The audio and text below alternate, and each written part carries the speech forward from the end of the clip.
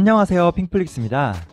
개인적으로 제가 20년 뒤에 가장 필승의 투자라 생각하는 거는 글로벌 헬스케어 섹터예요.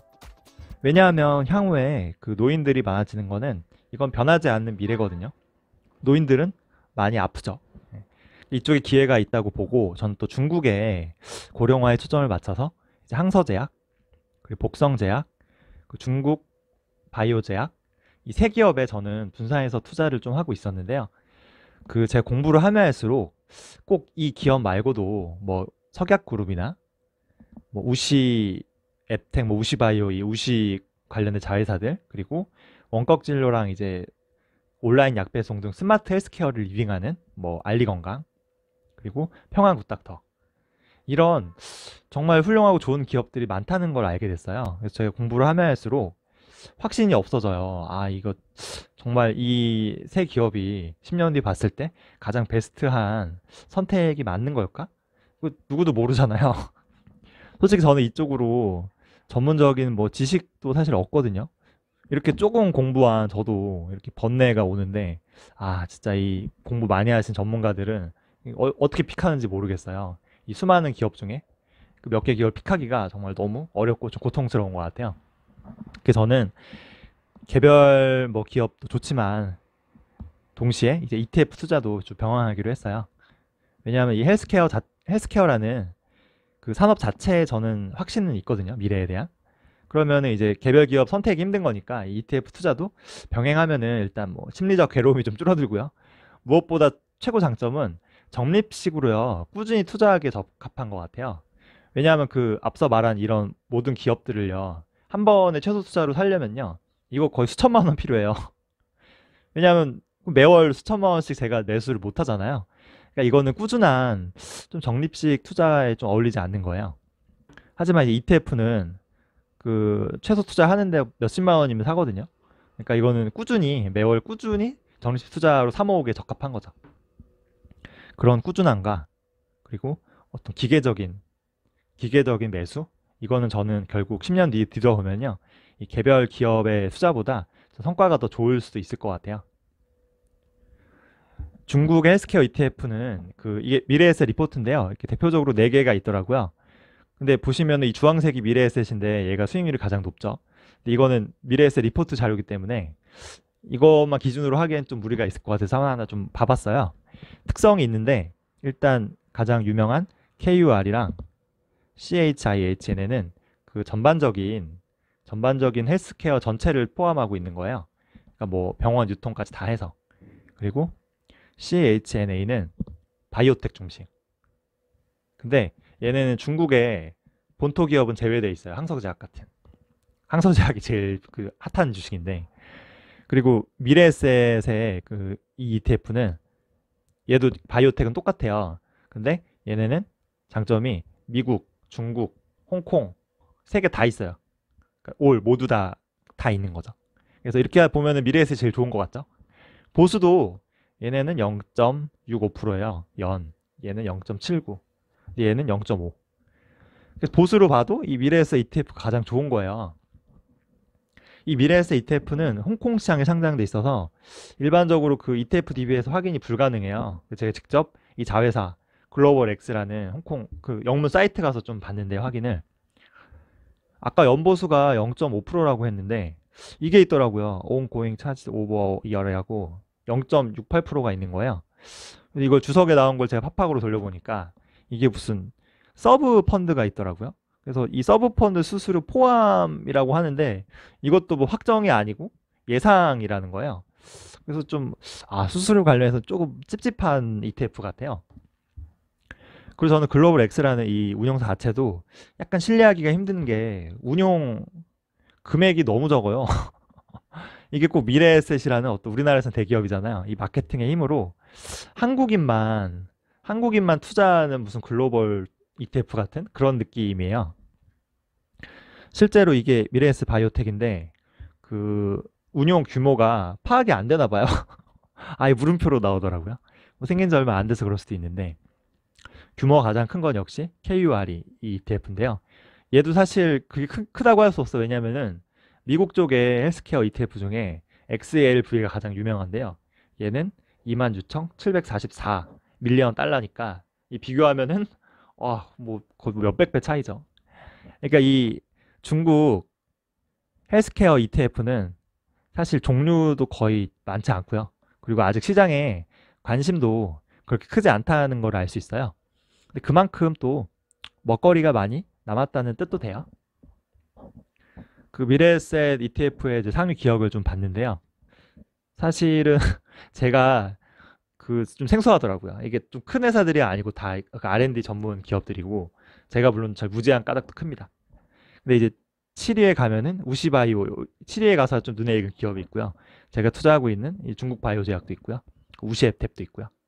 이게 정말 바이오텍에만 집중된 ETF 같아요. 중소형. 처음에 정말 저는 이 미래에셋 ETF를 좀 좋게 봤는데 공부하면 할수록 좀 나와는 맞지 않지 않나라는 생각이 들더라고요. 이런 중소형 바이오텍 기업이 성공만 하면요, 뭐 대박 나겠죠. 근데 이게 너무 리스크가 큰 거 아닌가라는 생각이 좀 있고요. 미래를 알 수 없잖아요.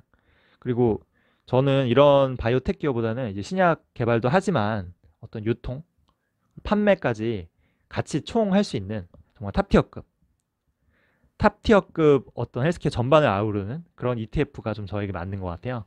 뭐 임상실험 등 바이오 생태계를 장악하거나 뭐 스마트 헬스케어 리딩한다거나 이런 좀 전반적인 ETF가 저한테 좀 맞는 것 같아요. 그래서 일단 얘는 탈락하고요. 그리고 얘도 뭐 바이오텍 기업이니까 위주니까 탈락하고요. 얘는 뭐 항서 같은 본토도 없잖아요. 결국 남는 건 이 둘인데 그 얘도 글로벌 엑스 거죠. 이 운용 규모가 너무 적죠. 그래서 너무 적고 10분의 1도 안 되죠. 그리고 보호 정보 확인해 봤는데 얘네 둘이 비슷해요. 그냥 비슷하더라고요. 그래서 저는 그냥 이 KURE로 택했습니다. 사실 저는 별 생각 없이 옛날부터 KURE에 좀 적립식으로 투자하고 있었거든요. 근데 이제 이 미래에셋 리포트를 보고 좀 번뇌가 와서 다시 공부를 하게 된 것인데요. 공부하고 여러모로 알아보니까 결론은 다시 이 KURE로 돌아오게 됐어요. 이게 KURE의 그 ETF DB 자료인데요. 한 가지 좀 아쉬운 거는 이 보수가 좀 비싸요. 이게 미국의 ETF 컨셉 똑같은 거 XLV는 보수가 0.13%에 불과하거든요. 그러니까 몇 배나 높죠. 근데 이게 중국이라 어쩔 수 없는 것 같아요. 이제 중국도 나중에 이 헬스케어 섹터가 핫해지면은 그때는 자금도 좀 몰리고요. 아마 보수도 그때는 좀 내려갈 것 같아요. 지금 아직 자금이 너무 얼마 안 돼서 기업들의 평균 퍼가 28.3? 좀 높은 편이고요. 배당은 뭐 그냥 배당은 없다고 보면 됩니다. 그 미국 아까 헬스케어 이 XLV는 이 평균 퍼가요 15고요. 배당은 2.45%나 주거든요. 그러니까 진짜 많은 차이가 있죠. 근데 이 당연한 거야. 그만큼 이 중국의 헬스케어 기업들이 이 배당 줄 여력도 없을 정도로 정말 무섭게 성장하고 있다는 걸 반증하는 거예요. 만약에 이제 중국의 이런 헬스케어 이런 기업들도 꾸준히 성장해서요. 나중에 그 미국 헬스케어 기업들처럼 성숙해진다면 아마 배당을 주기 시작할 거예요. 그죠? 그래서 저는 이렇게 성장하는 주식에 꾸준히 장기 투자했다가 나중에 이제 배당하기 시작했을 때 그때 이제 엄청난 주가 상승과 그 달콤한 배당의 과실 이걸 받는 걸 좋아하거든요. 그래서 저는 저 중국 쪽 헬스케어가 좀 성향에 좀 맞는 것 같아요. 그 상위 보유 1위는요. 역시 내가 제일 잘 나가죠. 항서제약이에요. 그리고 3위는 제가 투자하고 있는 이제 중국 바이오. 그리고 4위는 그 얘는 선전에 상장돼 있어서 이제 한국엔 투자할 수 없는 기업 같은데요. 그 좀 알아보니 무슨 마이 리의료라고 이게 중국 의료 기기 시장에서 1위 기업이래요. 그래서 뭐 이런 모니터 의료 장비, 초음파 영상 장비 이런 게 중국 점유율 1위라고 합니다. 무려 65% 점유율. 그래서 병원 및 의료 수준이 정말 중국이 낙후돼 있어요. 상상 초월로 낙후돼 있거든요. 그래서 이런 기업은 정말 잘 될 수밖에 없어요. 게다가 한국인은 선전시장에 상장돼 있어 투자 못 하는데 이런 ETF를 통해 투자할 수 있으니까 뭐 일석이조죠. 5위는 제가 얼마 전에 매수하다 실패한 이거 석약그룹. 최소 투자 금액이 600만 원이 넘는 거예요. 후덜덜하죠. 그리고 그 스마트 진료와 온라인 약 배송 혁신을 이루는 이 알리바바의 자회사죠. 알리헬스케어, 알리건강이라고도 하죠. 그리고 우시앱텍이 있죠. 이 우시앱텍과 우시바이오 이거는 서로 자회사 관계인데요. 전 세계에서 아픈 사람이 가장 많은 곳이 어딜까요? 중국이에요. 그래서 이 우시앱텍, 우시바이오 이 두 기업이 그 임상 실험부터 신약의 어떤 상업화까지 그 전반적인 모든 과정을 이제 서비스하고 있는 거예요. 지금 당장도 돈을 엄청 잘 벌고 있고요. 엄청나게 성장하고 있으며 앞으로가 좀 더 기대되는 기업이에요. 저는 정말 이 우시앱텍, 우시바이오 그리고 이 석약그룹 세 개 다 너무 사고 싶었는데 이게 최소 투자 금액이 너무 비싸요. 참고로 이 우시바이오도 한 800만 원이 최소 금액, 투자 금액이거든요. 이게 좀 눈치만 보고 있었는데 ETF 투자로 좀 대신하게 됐습니다. 그 8위는 이거는 무슨 A 안과라고 하는데요. 안과 기업이에요. 그래서 안과는 좀 제가 생각해보지 않았는데 이렇다고 합니다. 다 안경 쓰고 있죠.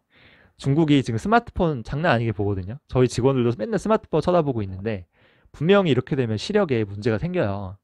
그러면은 이제 안과 자주 가게 되겠죠. 그리고 또 중국의 여성들이 예뻐지고 싶어하는 그 욕심이 장난 아니거든요. 라식, 라섹 이런 수술도 엄청나게 늘어날 거예요. 그래서 제가 잠시 그 매출 성장 같은 걸 봤는데 매출 이 성장률이 장난이 아닌 기업이더라고요. 이런 것도 좀 ETF의 장점 같아요. 저는 생각지도 못한 기업인데 ETF에서 알아서 잘 투자해 주잖아요.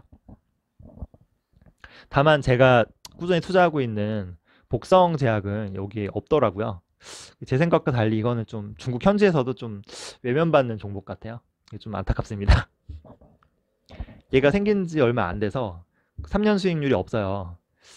아무래도 이제 미국의 그 글로벌 헬스케어 공룡 기업들에 비하면 이 변동폭이 좀 큰 것 같아요. 하지만 장기적으로 꾸준히 적립식으로 이렇게 투자한다면은 노인들이 엄청나게 많아지는 이 미래에 변하지 않는 중국에서요. 엄청난 성장과 이익으로 좀 보답하지 않을까 싶어요. 그래서 헬스케어 그 분야의 제 전략은 항서랑 복성이랑 그 중국 바이오 이 세 기업을 꾸준히 매수하면서 이제 그 나머지 기업도 뭐 석약이나 우시 바이오 우시 앱텍이나 뭐 괜찮은 기업들이 기회가 되면은 매수하겠지만 그 전까지는 꾸준히 이제 ETF 투자를 늘리는 거예요. 저는 30%까지 생각했는데요. 헬스케어 관련해서는 한 50% 이상 늘려도 되지 않을까? 좀 고민 중입니다. 그 미국 쪽 헬스케어도 유망하죠. 이쪽도 장난 아니잖아요.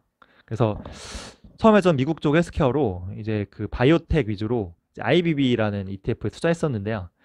그래도 역시 저는 헬스케어 전반적인 글로벌 탑티어급 기업에 이제 투자하는 XLV로 바꿔서 투자하기로 했어요. 그 XLV는 26,744 그리고 아까 KUR이는 그 KUR이도 그렇고 얘도 그렇고 가장 그 섹터에서 큰 ETF예요. 그러니까 사실은 이 두 ETF의 전략은 같다고 볼 수 있죠. 그 DGRO의 제가 배당 성장 ETF 얘기했는데요. 이 DGRO 그리고 XLV 여기 있는 ETF에 헬스케어 기업들이 굉장히 겹쳐요. 왜냐하면 이 미국 헬스케어 이런 기업들이 느리지만 좀 느리죠. 하지만 우직하게 성장하고요. 꾸준히 배당을 늘려주는 기업들이에요. 그러니까 중국의 헬스케어랑 조금 다른 면이 있죠. 다른 매력이 있죠. 일본은 이 보시면은 가계 소비예요. 절반 이상이요. 절반 이상이 60대 이상에서 나와요. 이게 지금 절반 이상이잖아요. 60대 이상에서 그 절반 이상의 소비가 나오고 이 40대 미만은요 13%에 불과해요. 근데 전 세계가 아마 일본처럼 될 거예요. 그러면 노인들이 돈을 나중에 이 수많은 노인들이 돈을 어디다 쓰겠어요? 헬스케어에 쓰겠죠. 헬스케어에 쓰는 돈이 이렇게 계속 늘어난다는 거예요. 우리도 이렇게 될 거고 뭐 미국, 중국도 전 세계가 이렇게 된다는 거죠. 그러니까 이렇게 변하지 않는 미래에 투자해야 돼요. 사실 이거는 초등학생도 알 수 있어요. 그죠? 이렇게 씨 뿌리고 태양 물 잘 주면 이렇게 자라잖아요. 다만 알 수 있는 미래지만 이거 10년, 20년 오랜 기간을 견뎌낼 인내심의 차이 같아요. 근데 저는 이 투자의 달콤한 이 과실은요. 이거는 그 인내심에 대한 대가 같아요. 공정한 대가죠. 같이 투자해서 10년, 20년 뒤에 이 달콤한 과실을 같이 좀 맛볼 수 있었으면 좋겠습니다. 준비한 내용은 여기까지고요. 계속 좋은 영상 올리도록 할게요. 좋아요와 구독 많이 눌러주세요.